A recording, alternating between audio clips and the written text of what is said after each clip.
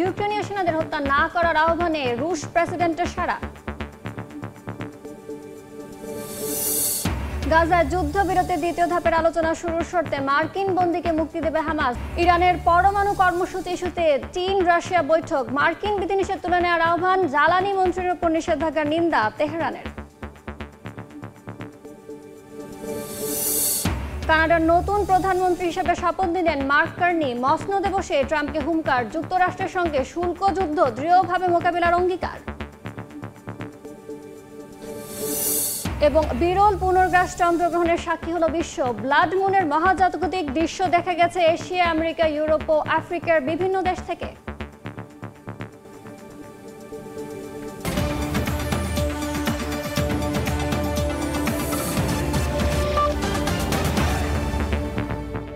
আন্তর্জাতিক সময়, সঙ্গে আছি আমি ইয়ানুর শিফাত। মার্কিন প্রেসিডেন্ট ডোনাল্ড ট্রাম্পের আহ্বানে সাড়া দিয়ে রাশিয়ার প্রেসিডেন্ট ভ্লাদিমির পুতিন জানিয়েছেন, ইউক্রেনীয় সেনারা আত্মসমর্পণ করলে তাদের জীবন রক্ষা করা হবে। অন্যথায় কুরস্কের দক্ষিণাঞ্চলে রুশ বাহিনীর ঘেরাটপের মধ্যে আটকে পড়া সেনাদের নির্মম পরিণতি হবে বলেও হুঁশিয়ারি দেয় ক্রেমলিন। অন্যদিকে কিয়েভ বলছে, রুশ বাহিনীর দাবি করা অবরোধ আসলে মিথ্যা এবং নিছক রাজনৈতিক চাল। অবশ্যই পরিস্থিতিতে রুশ প্রেসিডেন্টের সঙ্গে একমত মার্কিন president Donald Trump. Russia Ukraine যুদ্ধ বন্ধে মার্কিন প্রেসিডেন্ট ডোনাল্ড ট্রাম্পের তৎপরতা বেশ চোখে পড়ার মতো।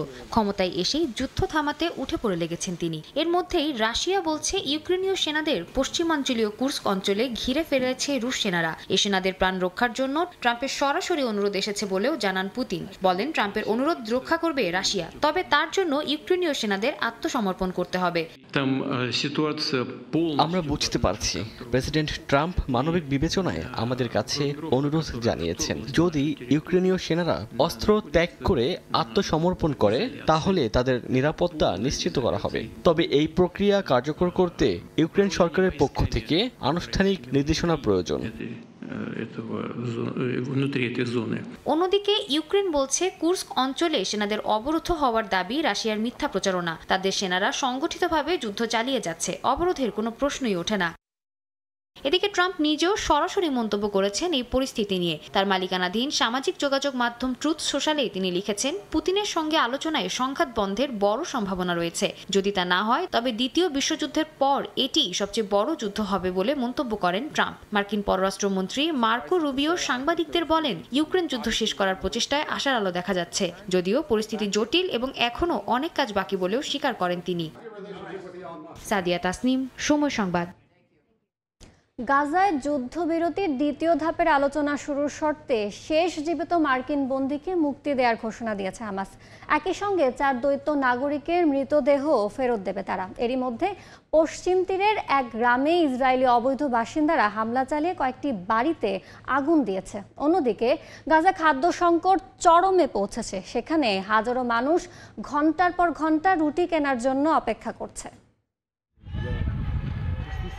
গাজায় যুদ্ধবিরতির ভবিষ্যৎ নিয়ে আলোচনার মধ্যেও অঞ্চলটিতে হামলা অব্যাহত রেখেছে ইসরায়েলি সেনারা। শুক্রবার রাফা, নাবুলাস ও গাজা সিটিতে হামলা চালায় নেতানিয়াহু বাহিনী। এতে হতাহত হয় বেশ কয়েকজন। এছাড়াও অবরুদ্ধ পশ্চিম তীরে অবৈধ ইসরায়েলি বাসিন্দারা বেশ কয়েকটি বাড়িতে হামলা চালায়। এ সময় ফিলিস্তিনি বাসিন্দাদের দিকে কাঁদানি গ্যাস ছোড়ার পাশাপাশি কিছু বাড়ি ও গাড়িতেও আগুন জ্বালিয়ে দেয় তারা। এদিকে হামাস এক বিবৃতিতে জানিয়েছে, বৃহস্পতিবার দ্বিতীয় ধাপের যুদ্ধবিরতির আলোচনা নিয়ে মধ্যস্থতাকারীরা একটি প্রস্তাব উত্থাপন করেছে। সীমান্তে খাদ্য ও ত্রাণ সহায়তা আটকে দেয়ায় গাজায় খাদ্য সংকট ভয়াবহ রূপ নিয়েছে। ইসরায়েলি জ্বালানি সরবরাহ বন্ধ করায় অধিকাংশ বেকারি বন্ধ হয়ে গেছে। এক টুকরা রুটি পাওয়ার জন্য ঘন্টার পর ঘন্টা লাইনে দাঁড়াতে হচ্ছে শত শত মানুষকে। জাতিসংঘের নারী ও শিশু বিষয়ক সংস্থা ইউনিসেফ জানিয়েছে, গাজায় পানি সংকট চরম পর্যায়ে পৌঁছেছে, যেখানে মাত্র 10% মানুষ নিরাপদ পানি পাচ্ছে। সাদিয়া তাসনিম, সময় সংবাদ।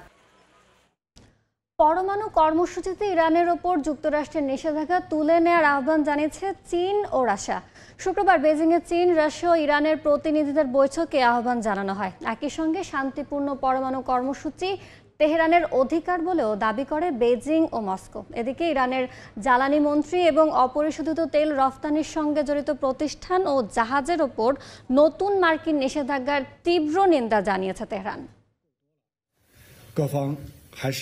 শুক্রবার সকালে বেইজিংয়ে বৈঠকে বসেন চীন, রাশিয়া ও ইরানের প্রতিনিধিরা। চীনের উপপররাষ্ট্রমন্ত্রীর নেতৃত্বে অনুষ্ঠিত বৈঠকে উপস্থিত ছিলেন ইরানের উপপররাষ্ট্রমন্ত্রী কাজেম ঘারিবাবাদি এবং রাশিয়ার উপপররাষ্ট্রমন্ত্রী সের্গেই রিয়াবকভ। ইরানের পরমাণু কর্মসূচি নিয়ে পুনরায় আলোচনা শুরুর জন্য যুক্তরাষ্ট্রের প্রস্তাব প্রত্যাখ্যানের পরই এই বৈঠকের আয়োজন করা হয়। এতে আন্তর্জাতিক নানা গুরুত্বপূর্ণ বিষয়ের পাশাপাশি প্রাধান্য পায় ইরানের পরমাণু কর্মসূচি ইস্যু। এক যৌথ বিবৃতিতে জানানো হয় ইরান তরফা ও আইন বহির্ভূত নিষেধাজ্ঞা তুলে নেওয়া প্রয়োজন। সমস্যা সমাধানে কূটনৈতিক আলোচনার উপর জোর দেন চীন ও রাশিয়ার প্রতিনিধিরা। পাশাপাশি যে কোনো নিষেধাজ্ঞা, চাপ বা হুমকি পরিহারের কথাও উল্লেখ করা হয়। বিবৃতিতে বেইজিং ও মস্কো ইরানের পুনরায় দেয়া আশ্বাসকে স্বাগত জানায়। তেহরান জানায় তাদের পরমাণু কর্মসূচি সম্পূর্ণ শান্তিপূর্ণ এবং পারমাণবিক অস্ত্র তৈরির জন্য নয়। দেশটি পরমাণু অস্ত্রের বিস্তার রোধ চুক্তি এবং নিরাপত্তা চুক্তির অধীনে সব বাধ্যবাধকতা পূরণে প্রতিশ্রুতবদ্ধ থাকবে বলেও জানানো হয়। এদিকে বৈঠকের আগে বৃহস্পতিবার নতুন করে ইরানের জ্বালানি মন্ত্রী মোহসেন পাকনেজাদ ও অপরিশোধিত তেল রপ্তানির সঙ্গে জড়িত কিছু প্রতিষ্ঠান ও জাহাজের ওপর নিষেধাজ্ঞা দেয় যুক্তরাষ্ট্র। এটিকে ওয়াশিংটনের আইন লঙ্ঘন ও ভণ্ডামি বলে তীব্র নিন্দা জানিয়েছে তেহরান। রাইসা জান্নাত, সময় সংবাদ। সিরিয়ায় নতুন সংবিধান ঘোষণার বিরুদ্ধে বিক্ষোভে নেমেছেন কামিশালি অঞ্চলের কুর্দিরা।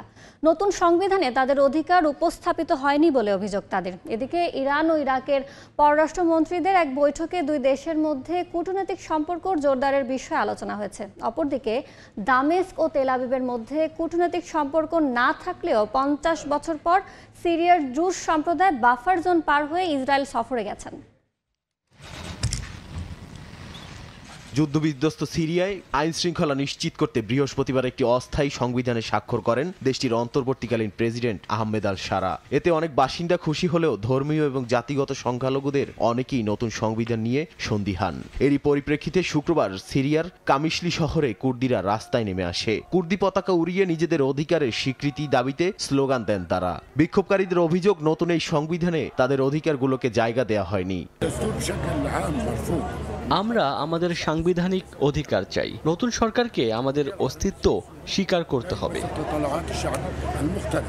একই দিন সিরিয়ার পররাষ্ট্রমন্ত্রী আসাদ আল শিবানি ইরাক সফরে যান, যা বাশার আল আসাদের পতনের পর তার প্রথম সরকারি সফর। এই সফরে তিনি বাগদাদকে সীমান্ত পুনরায় খুলতে আহ্বান জানান, যা বিদ্রোহের পর নিরাপত্তার কারণে বন্ধ করে দেওয়া হয়েছিল। এ সময় ইরাক ও ইরানের মধ্যে কূটনৈতিক সম্পর্ক নিয়ে আলোচনা হয়, যেখানে ইরাকের পররাষ্ট্রমন্ত্রী ফুয়াদ হুসাইনও ইসলামিক স্টেটের বিরুদ্ধে লড়াইয়ে আন্তর্জাতিক সমন্বয়ের প্রয়োজনীয়তার উপর গুরুত্ব দেন। আসাদ সরকারের পতনের পর সিরিয়ার প্রতি বিদ্বেষমূলক আচরণ বজায় রেখেছে ইসরায়েল। এর মধ্যেই 50 বছরের মধ্যে প্রথমবার ড্রুজ ধর্মীয় নেতারা ইসরায়েলে প্রবেশ করেছেন। এই সফরের মাত্র একদিন আগে ইসরায়েল সিরিয়ার রাজধানী দামেস্কে ইরান সমর্থিত ইসলামিক জিহাদের সদর দপ্তরে হামলা চালায়। সিরিয়ার উপকূলীয় অঞ্চলের সহিংসতা নিয়ে যুক্তরাষ্ট্র ও রাশিয়ার প্রস্তাবিত একটি বিবৃতি প্রকাশ করেছে জাতিসংঘ নিরাপত্তা পরিষদ। বিবৃতিতে সিরিয়ার নতুন প্রশাসনকে জাতীয় ধর্ম নির্বিশেষে সব নাগরিকের নিরাপত্তা নিশ্চিতের আহ্বান জানানো হয়েছে। নাদিম মারজান, সময় সংবাদ।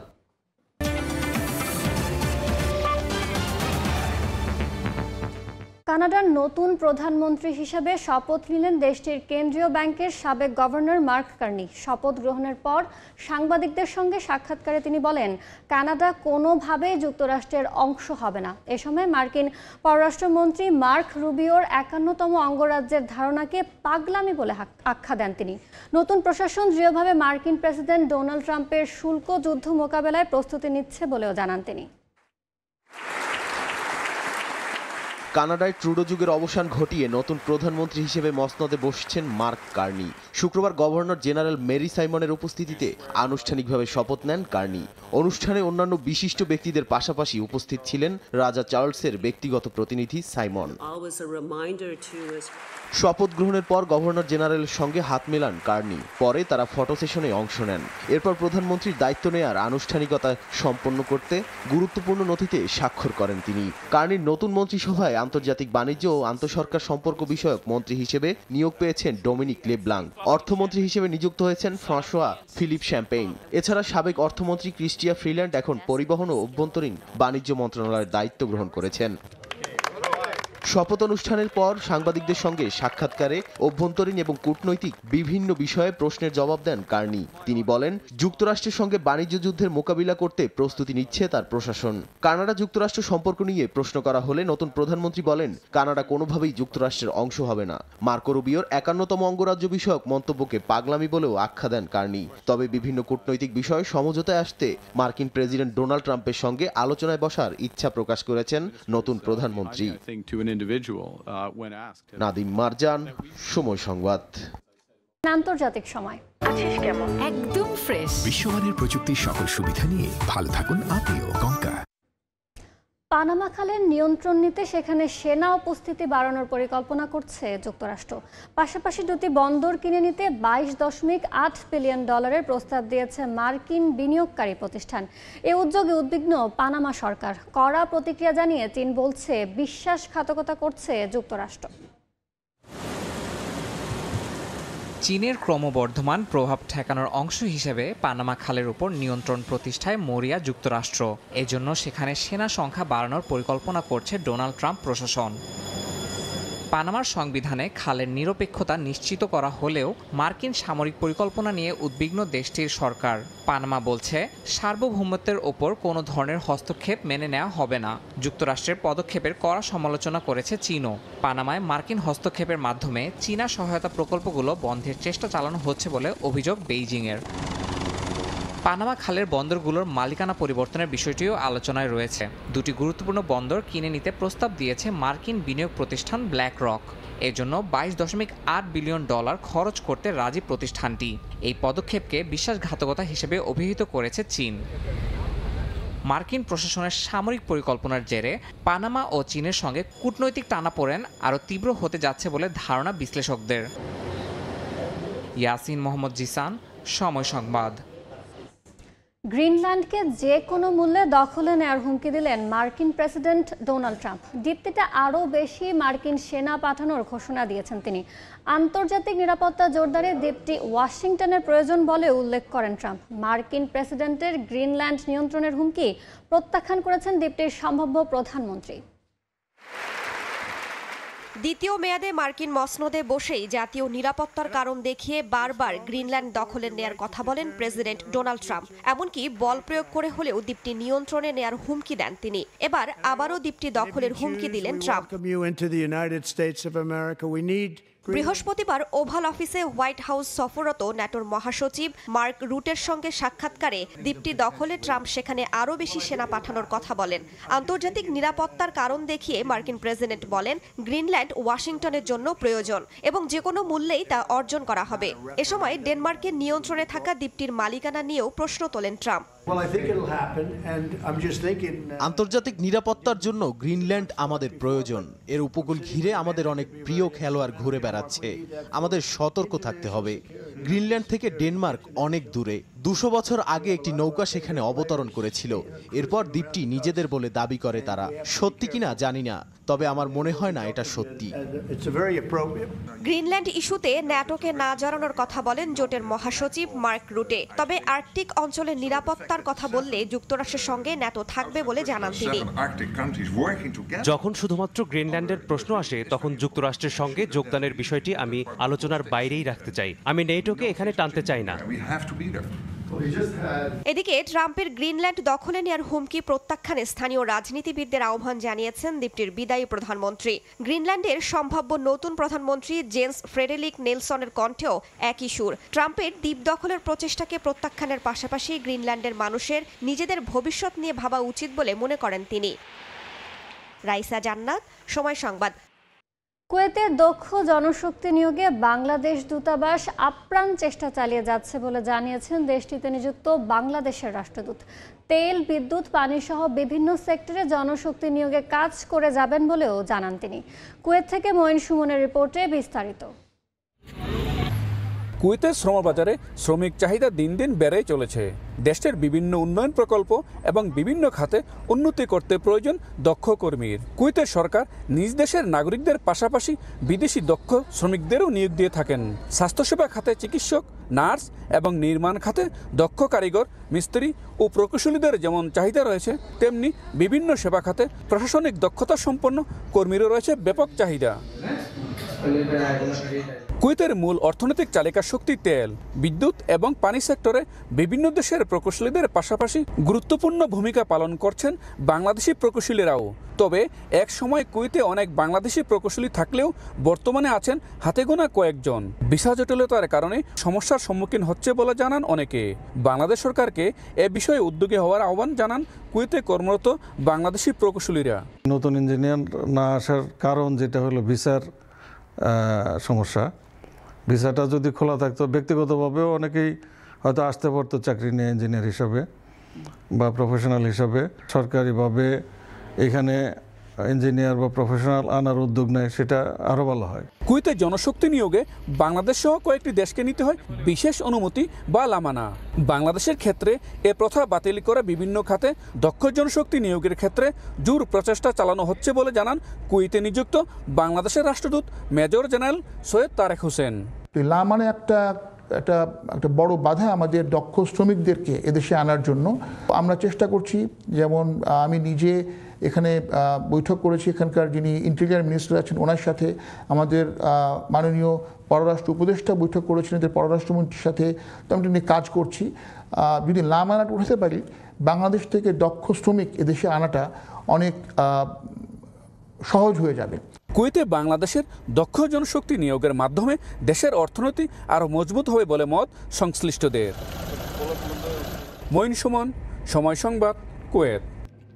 দেখছেন আন্তর্জাতিক সময়। বিশ্বের বিভিন্ন প্রান্তের মতো ভারতের সনাতন ধর্মাবলম্বীরাও পালন করেছেন রঙের উৎসব হোলি বা দোল পূর্ণিমা। পশ্চিমবঙ্গের কলকাতা ও কবিগুরু রবীন্দ্রনাথের শান্তিনিকেতন উৎসবের রঙে রঙিন হয়ে ওঠে সকাল থেকে। ভারত থেকে বিস্তারিত জানাচ্ছেন সুব্রত আচার্য, ছবি তুলেছেন বিশ্বজিৎ দাস।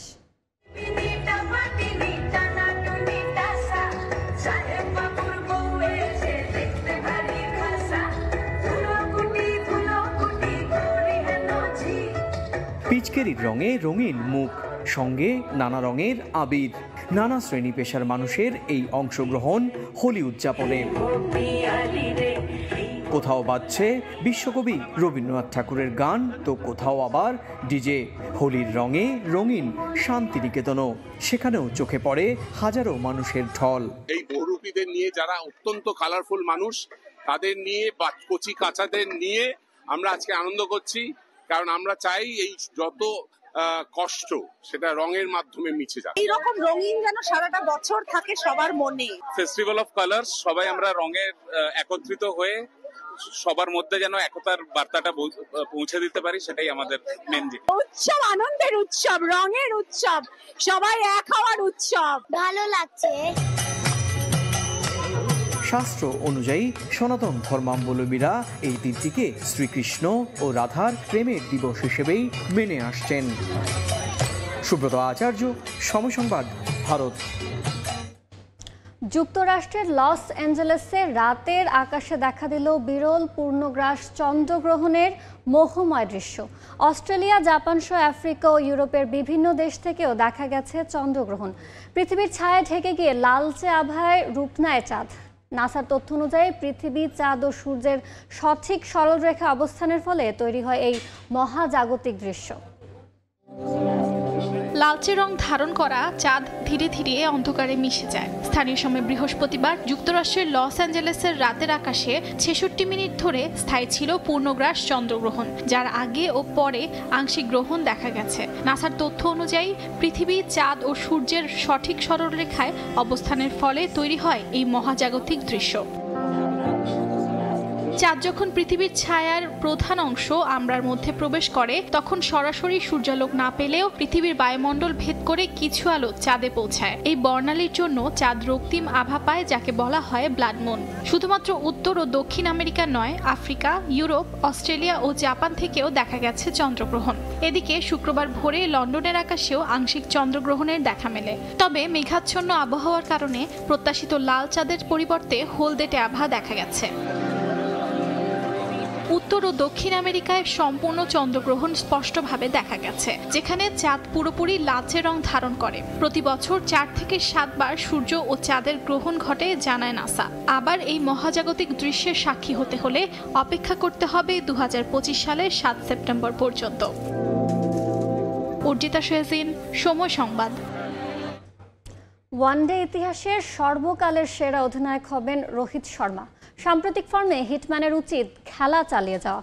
মাত্র 9 মাসের ব্যবধানে দলকে 2টি আইসিসি শিরোপা জেতায় ভারত দলকে রোহিতের আরও অনেক কিছু দেওয়ার আছে বলে মন্তব্য করেছেন সাবেক সাউথ আফ্রিকান কিংবদন্তি এবি ডিভিলিয়ার্স। শুধু অধিনায়ক হিসাবে নয়, ব্যাটসম্যান রোহিতের ফর্মেও মুগ্ধ সাবেক প্রোটিয়া ব্যাটসম্যান। চ্যাম্পিয়ন্স ট্রফি জয়ের রেশ এখনো কাটেনি ভারত ক্রিকেট দলের। মাত্র 9 মাসের ব্যবধানে 2টি আইসিসি ট্রফি জিতেছে টিম ইন্ডিয়া। যদিও এই 2 শিরোপা জয়ে আইসিসির কাছ থেকে সর্বোচ্চ সুবিধা পেয়েছে রোহিত কোহলিরা। 2024 টি20 বিশ্বকাপ জয়, এরপর নিজেদের আধিপত্য বজায় রেখে চ্যাম্পিয়ন্স ট্রফির শিরোপা জয়, এই দুইই মিলেছে রোহিত শর্মার অধীনে। হিটম্যানের অধীনে ধারাবাহিকভাবে সাফল্যের ছোঁয়া পাচ্ছে মেন ইন ব্লু। শুধু দলের অধিনায়ক হিসেবেই নয়, নিজের পারফরমেন্সেও দুটি ছড়াচ্ছেন রোহিত। চ্যাম্পিয়ন্স ট্রফির ফাইনালে 76 রানের বিধ্বংসী এক ইনিংস খেলে দলের জয়ে রাখেন বড় অবদান। যদিও চ্যাম্পিয়ন্স ট্রফির পরেই ওয়ানডে থেকে অবসরে যাবেন হিটম্যান, এমন গুঞ্জন শোনা গেলেও আপাতত সে আলোচনায় পড়েছে একটা ফুল স্টপ। নিজেই পরিষ্কার করেছেন খেলা চালিয়ে যেতে চান আরও কিছুদিন।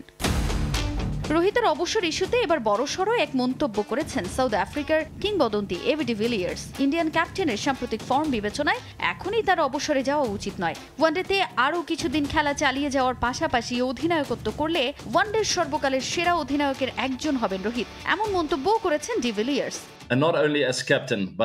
অন্যান্য অধিনায়কের সঙ্গে তুলনা করলে দেখা যায় তার জয়ের পার্সেন্টেজ অনেক বেশি।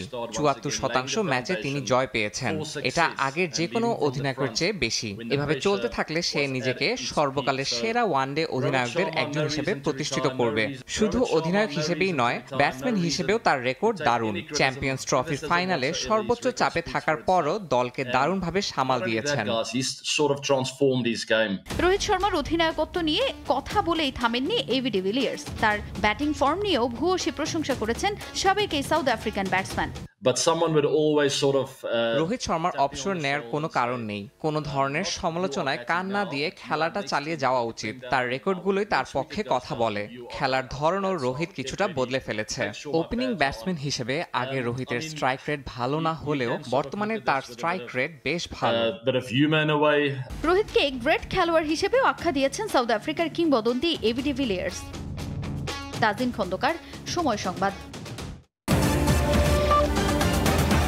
এই ছিল আন্তর্জাতিক সময়। সঙ্গে থাকুন সময়ের।